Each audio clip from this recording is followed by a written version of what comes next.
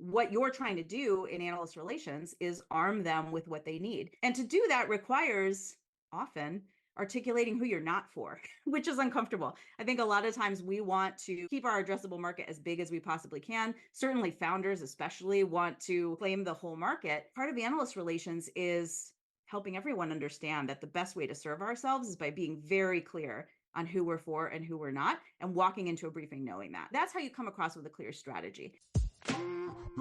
You are listening to This is Product Marketing, brought to you by Product Marketing Hive, the product marketing community that gives back. Product Marketing Hive and this podcast are supported by Product Marketing Edge, the technology product marketing consulting firm. In this episode, Elena Hutchison, founder and Upright Analyst Relations, shares her thoughts on Analyst Relations. Let's dive into it right now. Hi, Elena. Welcome to the show.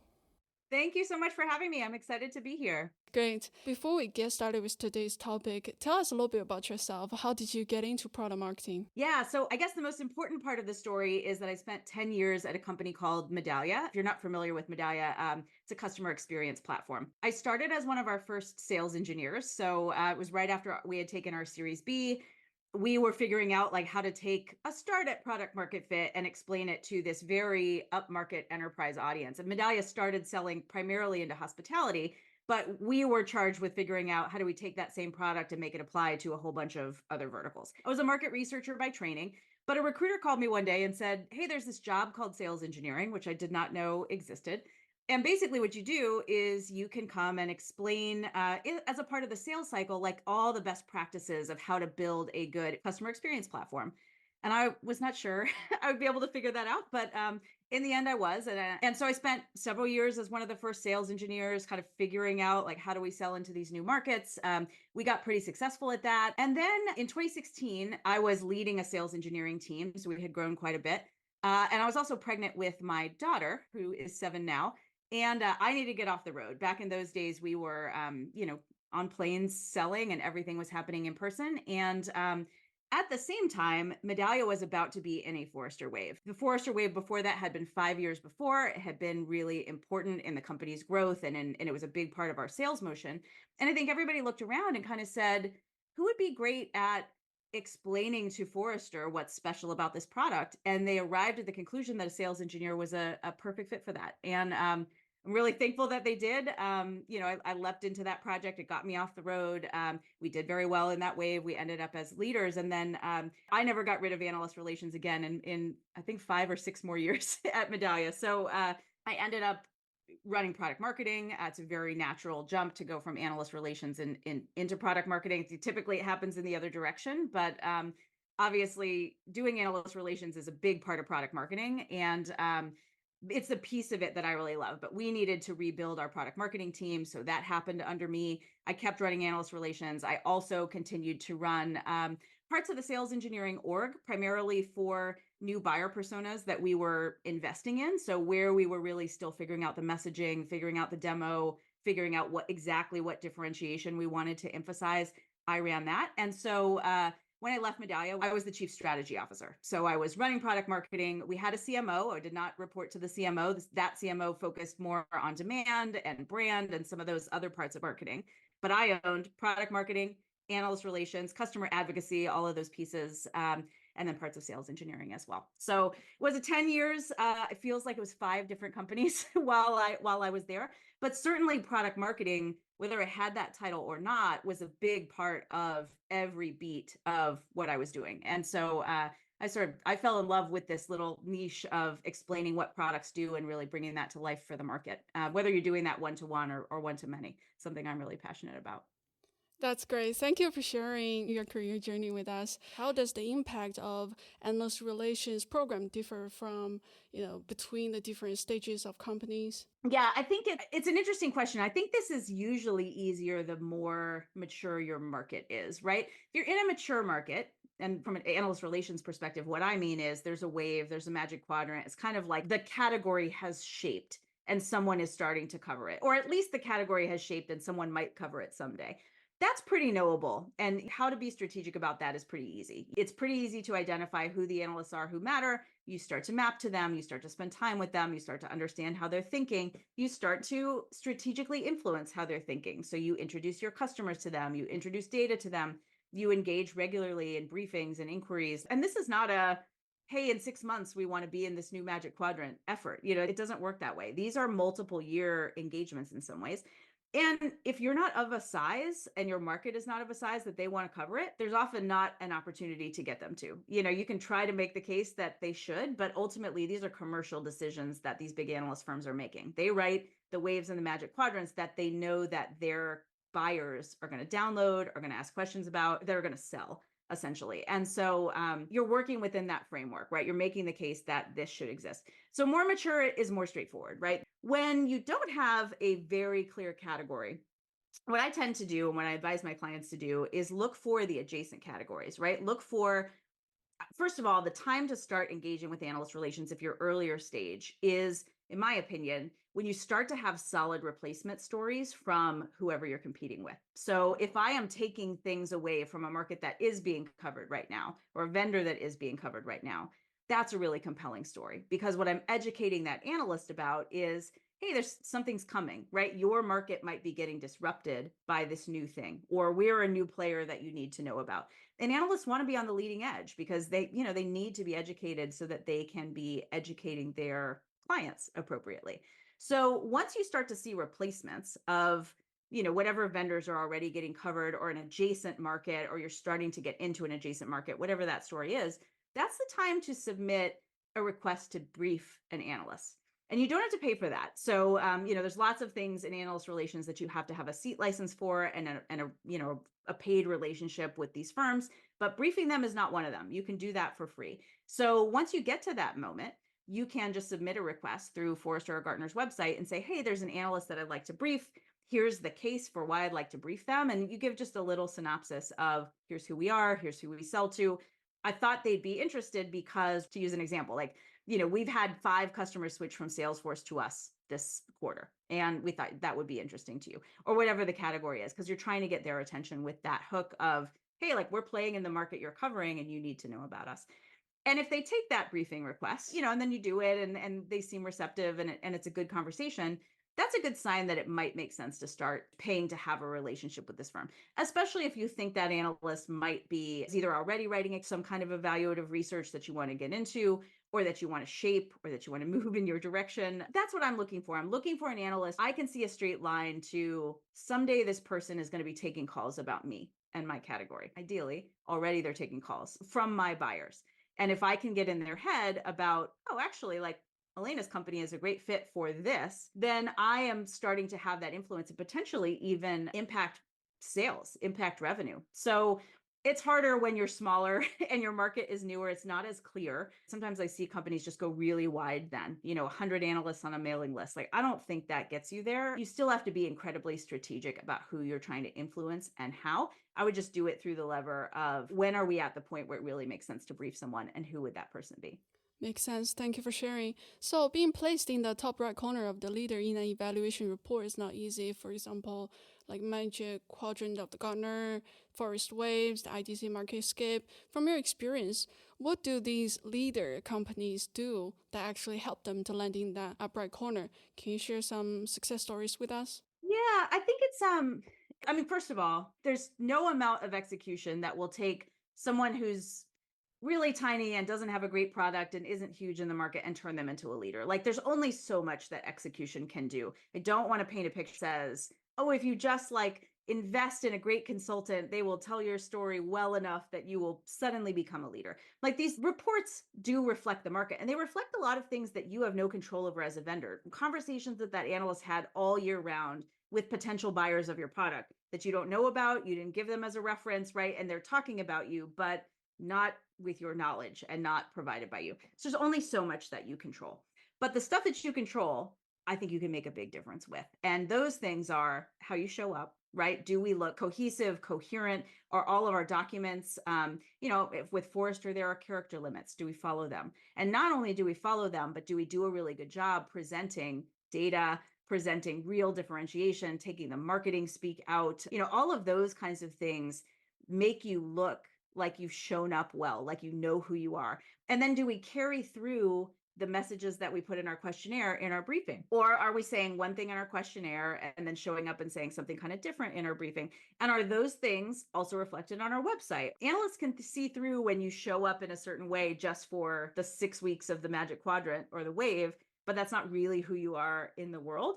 You have to be cohesive in all of those places. I think how you show up does make a big difference. I think being practiced and being professional and being nice to engage with through that process, there's just a lot of meeting the research assistants' timelines and being helpful in getting your references connected with people that can just make you look professional and like you have it together. In terms of storytelling, like what I always do with my clients is I try to sit down in the very beginning kickoff process and say, what's our ideal write-up? I have almost a Mad Lib exercise that I run clients through. And it's basically like, if we could design our perfect write-up, what would that say? What would the strengths that are highlighted be? What are the weaknesses that are highlighted be? Or what would be the least damaging weaknesses? What would be a great quote that like we would be so thrilled to put in a press release if we got that?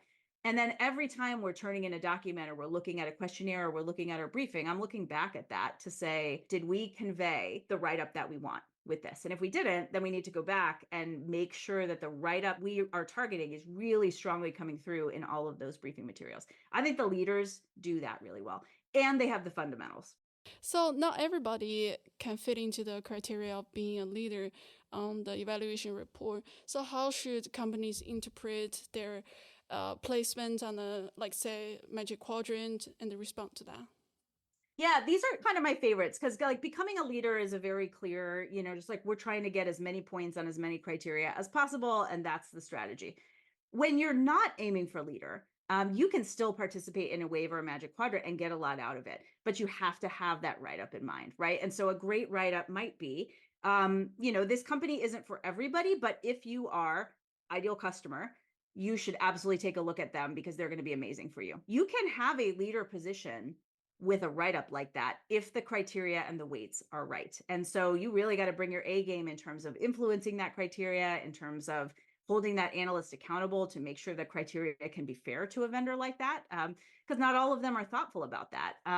But I've seen, for example, vendors who only serve one or two verticals do very, very well in waves and MQs by very clearly articulating. So let's say that a piece of criteria shows up that is just not relevant to your vertical. Then you've got to articulate. Like, I think some firms want to say, yes, we do that. Here's how we do it. The answer should be, we've chosen not to do that because actually in our verticals, that thing is not important. And so we'd rather focus on these other areas. We are experts in retail, and in retail, that part of the platform is not important. And what we're saying to the analyst then is give that a low weight. That really shouldn't be that important. Gartner's got these critical capabilities reports that'll kind of reweight things for different buyer personas. So that might be a place to reflect something like that.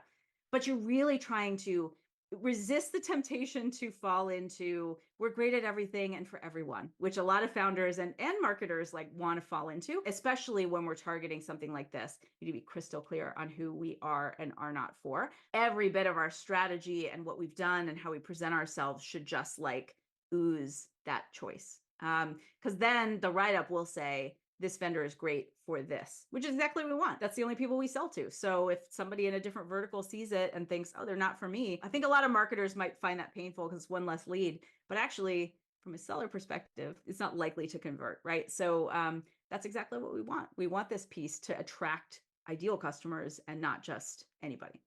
Makes sense. So let's say if you were going to build a core team for analyst relation evaluation process, who would you bring into this core team? The different firms do these things in slightly different ways, but in general, you need a couple of executives, not too many, particularly like all of these are very timed events, right? And so whether it's Gartner and you're doing it recorded and kind of putting it in a Dropbox, that's kind of their standard way of doing it, or whether it's Forrester and you've got a very clear time limit, you need executives who can hit their mark timing wise and who you can coach to do so. But in general, the stuff that you're covering is what is our overall vision? Who are we trying to be in this market? So a lot of times the best person to speak to that is like a CEO, founder. You need someone who can speak to market momentum. That could be a CRO, that could be a CFO, somebody who's talking about the metrics that prove that this is a solid, stable, growing business that is winning more and more in the market. I like sales for that. If you can get a CRO who can really talk about where we're winning and why, and some of the big new logo wins, replacements from maybe competitors this analyst is already covering, that's a really strong person to carry that message. You obviously need someone from product who's going to talk to roadmap and why are we making the investments that we're making.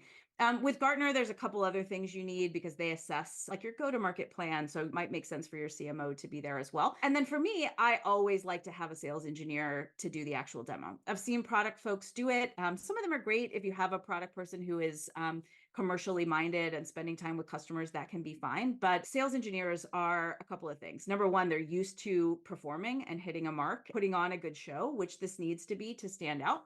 Number two, and they're used to that pressure. They're used to like showing up and having to deliver.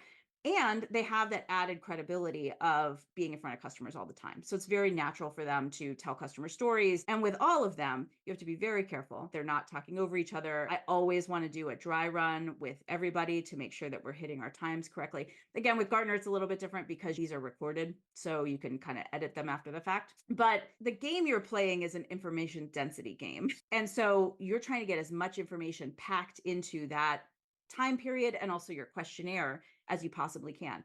And the information needs to be not just like marketing speak, right? If you're taking stuff straight off your website or straight out of your one pager or whatever and pasting it in there, you're doing it wrong because that's going to land as kind of fluffy. What the analyst firms need is data, right? If you're talking about we are the most user friendly, you're going to show how many daily active users you have. Whatever it is, you're looking for data that can demonstrate that we really are differentiated in this way. Even if the analyst didn't ask, how many daily active users do you have, right? You want to bring in the data that's going to underpin the case you're making. We are the technology that creates X benefit or that works in Y way. Like you make sure that you back that stuff up with numbers and with the demo wherever you can. So there's a lot to it, but information density is the main thing that I'm thinking about. So in this case, what does a good sales engineering demo look like? What are the key marks they have to hit?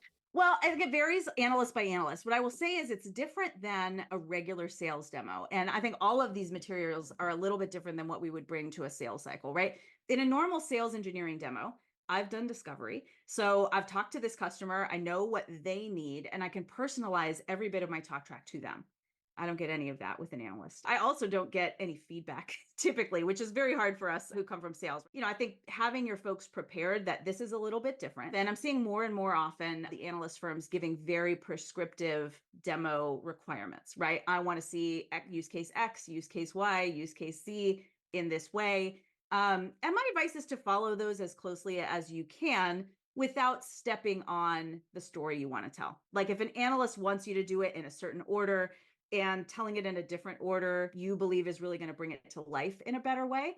There are ways through slideware or through editing, if it's Gartner, to make it clear what you're doing so that they don't lose the thread while you still tell the story that you want to do. And so a good sales engineer, given the constraint of here's what they asked for, our product, pull together what you think is the best story that really kind of brings us to life. They're very good at bringing that together as long as they understand that this is not a sales demo because they're thinking about different things. They're trying to understand not a single use case, but like for all of the use cases, what is possible with this product. Are there a scenario where it makes sense for a vendor choose to not participate in an evaluation? Yeah, there can be. I've had some clients who have made that choice. I mean, first of all, I will say it's not really your choice.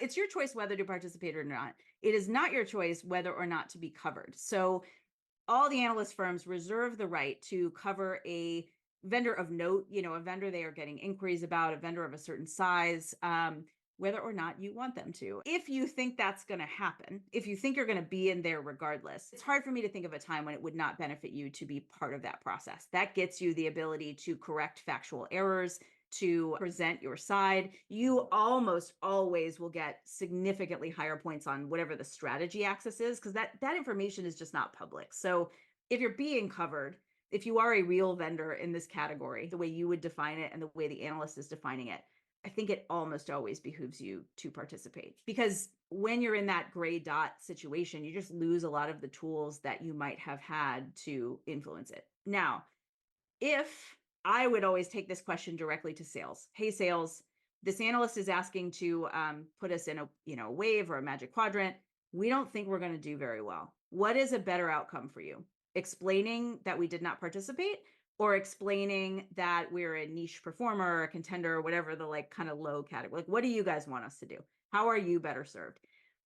And I would follow their advice in almost all cases, because ultimately the reason we're doing this is to sell more software faster. And so, in my opinion, and so if that's the goal, then I need to know which of those two things is less damaging for them. So we're getting to the end of our time here. Do you have any final thoughts to share with our audience? I should have thought about final additional thought that we didn't cover. No, I mean, I think my final thought, I guess, is this. Like, I see a lot of product marketers who are intimidated by this process. I think analyst relations in general is a little bit of a black box. It's a lot of what motivates me. I think there are a lot of misconceptions. A lot of people don't understand how this works. Don't be intimidated by it. It's pretty simple. It's a lot like selling, and it's hugely strategically important. So get the right people in the boat, get the right executive sponsors to help you, especially if you're in a wave or a magic quadrant. Like, the CEO needs to be in the boat with you. Keep over communicate so that everybody knows what's likely to happen, what support you need. These are big cross-functional efforts that involve people from finance, people from product, like often in a very short time period. So make sure that everybody is on board to get you the help that you need, which will be swift and a lot in a short period of time. Have everybody ready for that process. But when you're doing that and you're executing, like, man, this can have a huge strategic impact on the business. So, if you're somebody who's looking to grow your career and looking to have more executive presence, and you get an opportunity to get involved with analyst relations as a product marketer, like, it's going to up your PMM game, because you're going to get immediate feedback. You're going to be acting more like a seller and getting that kind of instant feedback from an audience you're trying to pitch in a lot of ways. It can only make you stronger, and it really positions you as incredibly strategically important within the business. Thank you. Thank you for sharing your insights with us, Elena. Thanks for having me. This was so fun. I know a lot of people hate this stuff, but it's a fun game for me. So it's really great to be able to talk to a PMM audience about it. Thank you for tuning in to This is Product Marketing, brought to you by Product Marketing Hive, a product marketing community that gives back. Check out our website, productmarketinghive.com, to join our community, meet fellow product marketers, and access free resources. If you enjoyed our podcast, please subscribe and give a 5-star rating on the platform of your choice. See you next time.